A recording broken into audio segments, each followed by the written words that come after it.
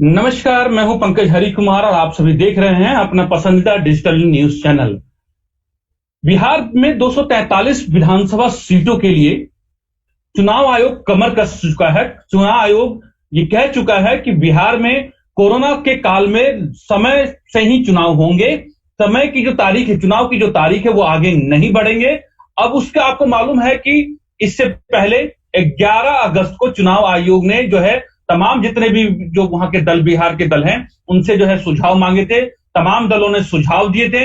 उस सुझावों पर जो है वो समीक्षा करने के बाद जो है चुनाव आयोग ने जो है वो बिहार विधानसभा चुनाव को लेकर के उन्होंने जो है नई गाइडलाइन जारी कर दी है। और बिहार में कोरोना काल में कैसे चुनाव आएंगे, कैंडिडेट्स के लिए किस तरह के जो है वो किस तरीके से आपने जो है वो नॉमिनेशन करेंगे, वोटर्स के लिए क्या नई गाइडलाइंस बनाए गए हैं, इन तमाम जो नियम है, जो गाइडलाइंस है, उसकी घोषणा चुनाव आयोग ने आज कर दी है। और ये तमाम एक एक जो बारीक है, जो चुनाव आयोग ने क्या क्या कहा है, किस तरीके से बिहार में चुनाव होंगे, मतदाताओं के लिए क्या उन्होंने जो है वो गाइडलाइन जारी की है, जो वहां के जो नेता होंगे, जो चुनाव जो लड़ेंगे, उनके लिए क्या उन्होंने व्यवस्था की है, और पोलिंग बूथ पर किस तरह की व्यवस्था होगी, उन तमाम चीजों को लेकर, तमाम जो व्यवस्था को लेकर के और तमाम जो तमाम तरह के सवाल थे, उसको लेकर के चुनाव आयोग ने जो है अपनी नई गाइडलाइंस जो है वो आज जारी कर दी है। और इस नई गाइडलाइंस के तहत ही बिहार देश का पहला ऐसा राज्य बन जाएगा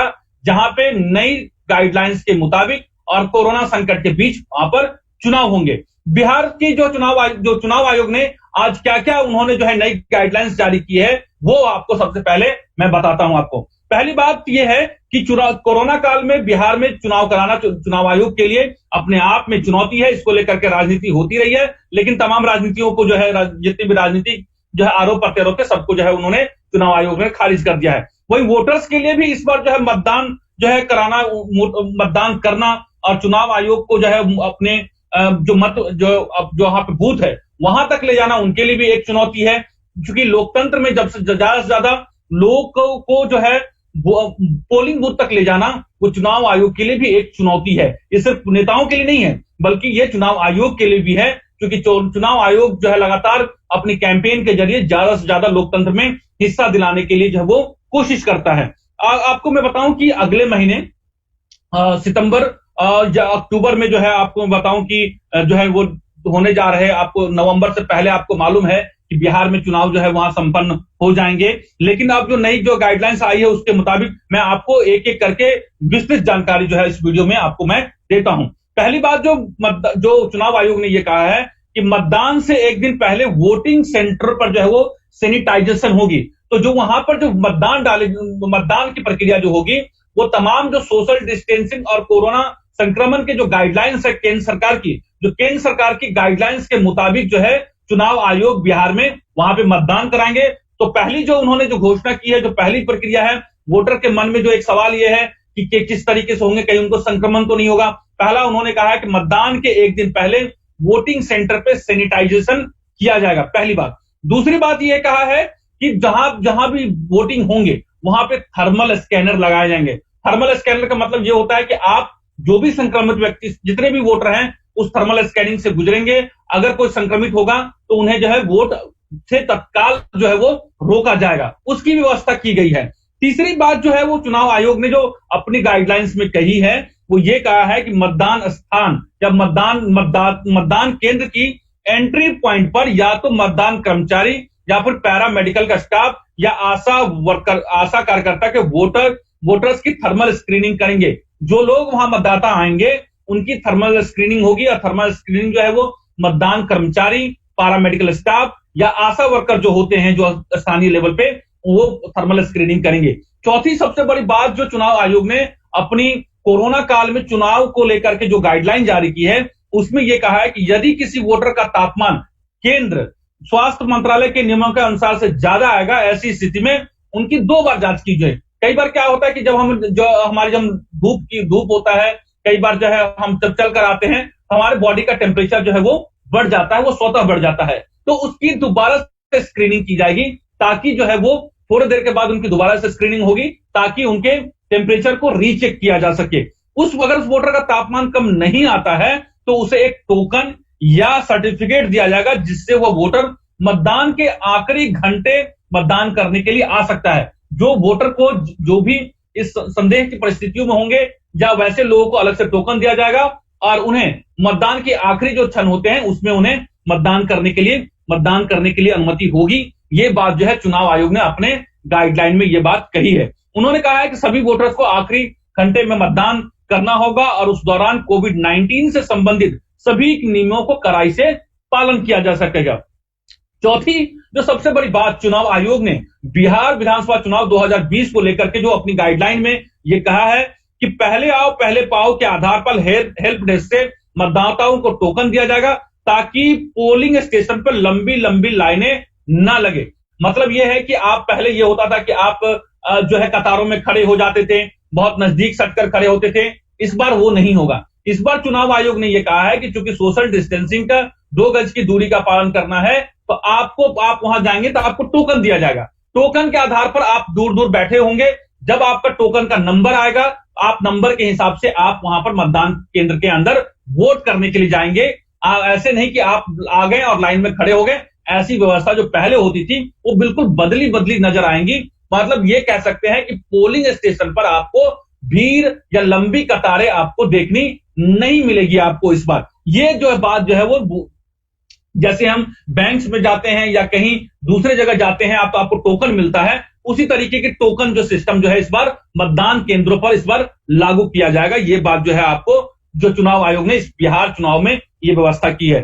छठी सबसे बड़ी बात जो चुनाव आयोग ने जो कही है वो ये है कि सोशल डिस्टेंसिंग को बनाए रखने के लिए वोटिंग लाइन यानी जगह में वोटिंग लाइन वाली जगह में जमीन पर वोटर्स के खड़े होने के लिए साइन बनाए जाएंगे। जैसा कि आपको मालूम है कि हम तमाम जो बैंकिंग व्यवस्था या जहां पे भी हम जाते हैं वहां पे जो 2 गज की दूरी के हिसाब से वहां पे एक परिधि बनाई जाएगी जहां पर ताकि जो सोशल 2 गज की दूरी की बात है उन डिस्टेंसिंग को पालन किया जा सके। वहां पर जो वोटर्स जो मतदाता केंद्र पे जाएंगे तो उनको उस परिधि के भीतर ही खड़ा होना होगा और वो दूरी जो है वो सोशल डिस्टेंसिंग वो मेंटेन करना होगा। और ये चुनाव आयोग इस बात की जो है वो पुख्ता इंतजाम करेगा। ये जो है वो मतदान केंद्र पर होगा। सातवीं जो बात जो चुनाव आयोग ने कही है वो ये है कि वोटर्स के बीच में 2 गज की दूरी बनाए रखने के लिए जमीन पर सर्कल बनाए जाएंगे। एक लाइन में 15 से 20 व्यक्तियों के खड़े होने के लिए सर्कल बनाए जाएंगे जिसमें पुरुष, महिला, पीडब्ल्यूडी, वरिष्ठ नागरिकों के लिए अलग अलग कतारें होंगी। ये व्यवस्था जो है इस बार की जाएंगी। वरिष्ठ जो नागरिक है उनके लिए अलग, पुरुष के लिए अलग, महिलाओं के लिए अलग और जो फिजिकल हैंडीकैप है जो माने दिव्यांग है जिसको विकलांग कहते हैं और आप जो केंद्र की सरकार ने जिन्हें दिव्यांग का जो नाम दिया है इन चारों के लिए अलग अलग कतारें बनाई जाएंगी। सबके लिए 2-2 गज की दूरी होगी। सर्किल बनाया जाएगा और उस सर्किल में ही जो है वो तमाम वोटर्स को वहां खड़ा होना होगा और जब उनकी बारी आएगी तभी वो अंदर जाएंगे। वहां पे आप देखेंगे इस बार जो है इस तरह का बदला नजर आएगा।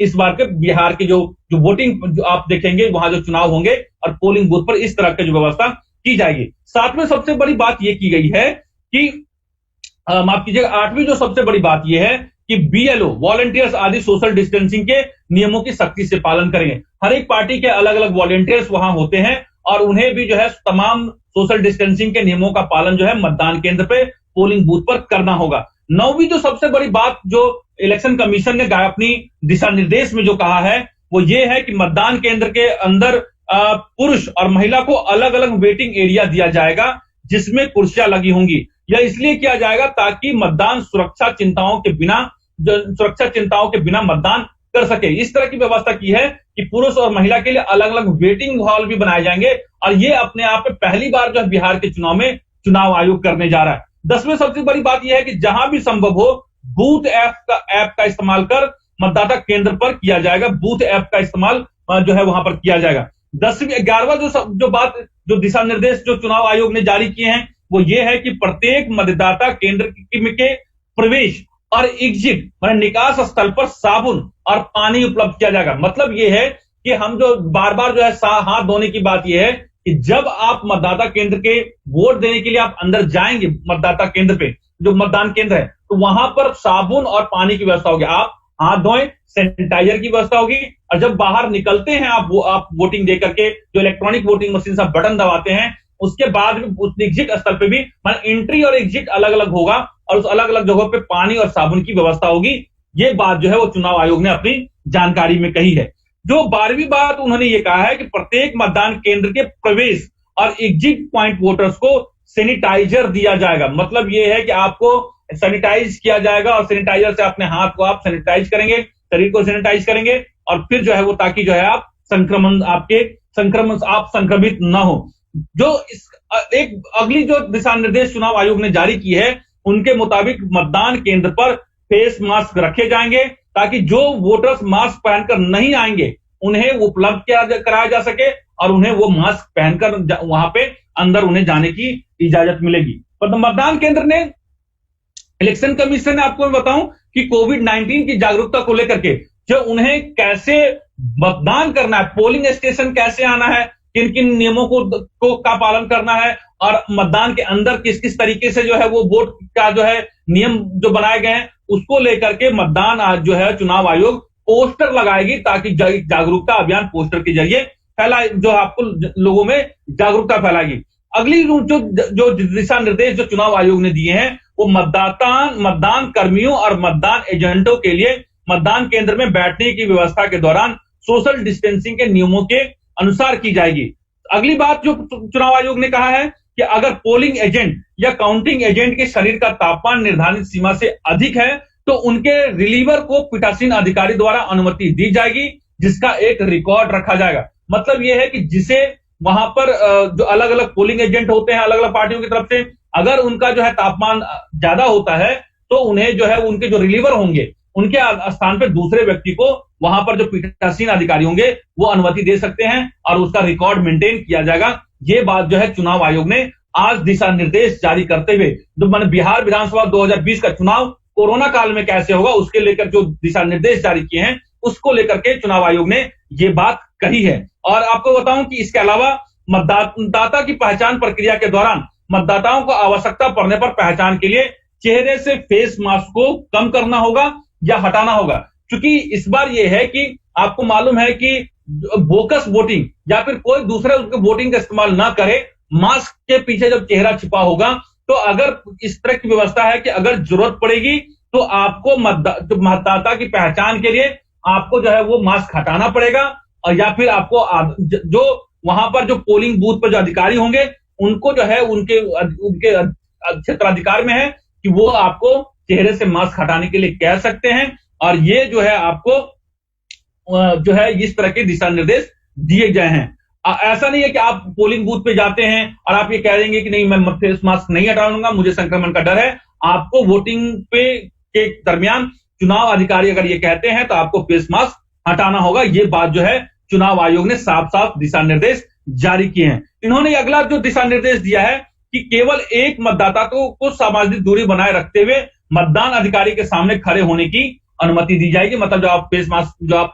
हटाएंगे तो एक व्यक्ति वहां पे सिर्फ खड़ा होगा। ये बात जो है चुनाव आयोग ने कही है। इसके अलावा चुनाव आयोग ने यह कहा है कि वोटर्स को मतदाता रजिस्टर पर हस्ताक्षर करने और मतदान के लिए ईवीएम बटन दबाने के लिए हाथ के दस्ताने दिए जाएंगे। मतलब ये नहीं है कि आप खुले हाथ से धोएंगे। चुनाव आयोग जो है वो जो आपके कॉन्टैक्ट, क्योंकि कई सारे हजारों लोग एक बूथ पर कम से कम 1000 की संख्या में जो है वो मतदान केंद्र पर जो है वोटर आते हैं वोट डालने के लिए। तो चुनाव आयोग ने ये व्यवस्था की है कि आपको जो बटन दबाने के लिए जो है आपको दस्ताने दिए जाएंगे और दस्ताने पहनकर आपको वो बटन दबाना है। अगली बात जो चुनाव आयोग ने जो कही है ताकि जो है वो वोटिंग को लेकर के जो तमाम संशय और सवाल उठाए जा रहे थे कि किस तरीके से कोरोना काल में चुनाव होंगे, तो ये अपने आप में उन तमाम संभावनाओं को टटोलते हुए उस पर विचार करते हुए चुनाव आयोग ने ये कहा है कि बूथ के अंदर भी सैनिटाइजर रखा जाएगा। वोटर्स को उसको इस्तेमाल करने के निर्देश भी होंगे। और इसके बाद जो आखिरी जो दिशा निर्देश है जो मैं आपको बताने वाला हूं वो ये कि कोरोना मरीजों को उनके संबंधित मतदान केंद्र पर वोटिंग के दिन अंतिम घंटे में मतदान करने की अनुमति दी जाएगी। उस सेक्टर मजिस्ट्रेट अपने आवंटित मतदान केंद्रों में इसका समन्वय करेंगे। इसका मतलब यह है कि अगर कोई व्यक्ति कोरोना से पीड़ित है या कोरोना संक्रमण से पीड़ित है या किसी वजह से अगर उनको कोरोना नहीं है लेकिन ऐसा है कि अगर थर्मल स्क्रीनिंग के दरमियान उनके टेम्परेचर अगर ज्यादा पाए जाते हैं तो उन्हें एक टोकन दिया जाएगा और उन्हें मतदान करने से रोका नहीं जाएगा, बल्कि जो मतदान के जो आखिरी समय जो आखिरी आधे घंटे या 1 घंटे का जो समय होगा उसमें जो आपको मैं बताऊं कि जो सेक्टर मजिस्ट्रेट होंगे उसकी गाइडलाइन में, उनकी उनकी निरीक्षण में जो है उन्हें वोट देने का अधिकार होगा।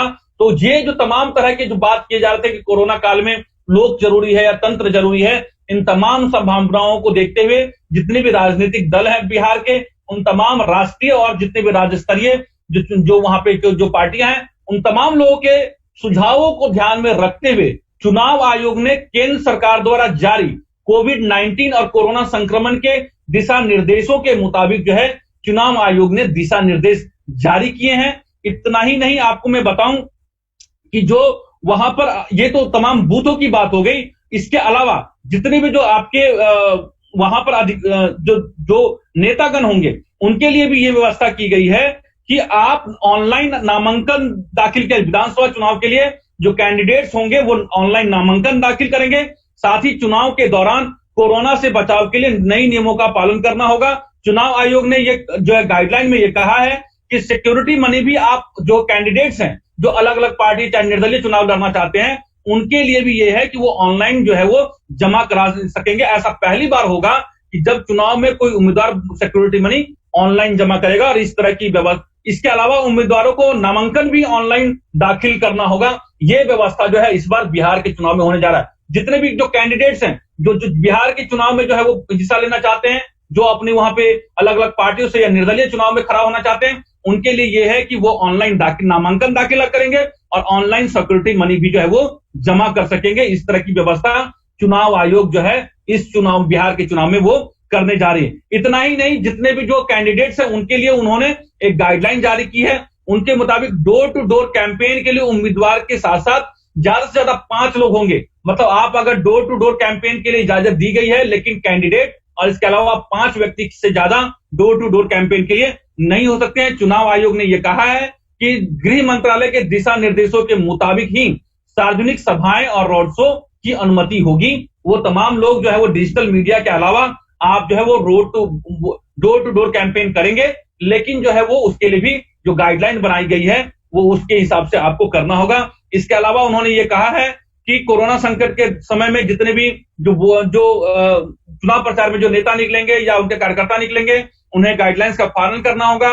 फेस मास्क लगाना होगा, sanitizer, thermal screening, gloves, PPE kits का इस्तेमाल चुनाव प्रक्रिया के दौरान किया जाएगा और सोशल डिस्टेंसिंग के नियमों का पालन किया जाएगा। तो ये एक तरीके से खांचा जो है जो चुनाव आयोग है, जो ईसी है, इलेक्शन कमीशन है, उन्होंने तैयार कर दिया है और अब जो है वो तैयारियां हो चुकी हैं। चुनाव आयोग कमर कस चुका है। अब बारी जो है वो नेताओं की है और वहां की जनता को है कि बिहार के चुनाव में ज्यादा से ज्यादा भागीदारी हो सके।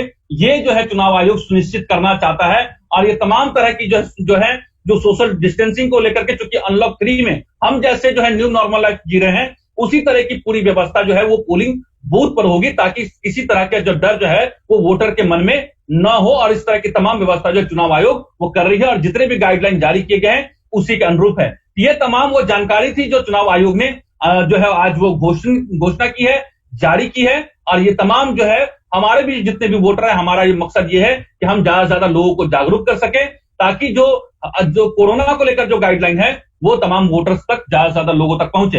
अगर आप ये चाहते हैं कि ये तमाम जानकारी ज्यादा से ज्यादा वोटर तक पहुंचे, तमाम बिहार के वैसे लोग जो इस लोकतंत्र के 18 वर्ष से ज्यादा उम्र के लोग जो इस लोकतंत्र में हिस्सा लेंगे, उस तक अगर आप चाहते हैं ज्यादा से ज्यादा वीडियो पहुंचे तो इसे ज्यादा से ज्यादा शेयर कीजिए, लाइक कीजिए। अगर कोई और भी सुझाव है, अगर आप चाहते हैं तो आप हमें जरूर भेज सकते हैं। द इंडिया प्लस न्यूज को सब्सक्राइब कीजिए, हमारे फेसबुक पेज को फॉलो कीजिए, ट्विटर पेज को फॉलो कीजिए और हमारे द बिहार प्लस के जो पेज है, जो बिहार चुनाव को लेकर के बनाए गए हैं, तो आप बिहार प्लस न्यूज के भी यूट्यूब पेज को और फेसबुक ट्विटर पेज को आप जरूर फॉलो कर सकते हैं। मुझे इजाजत दीजिए, नमस्कार।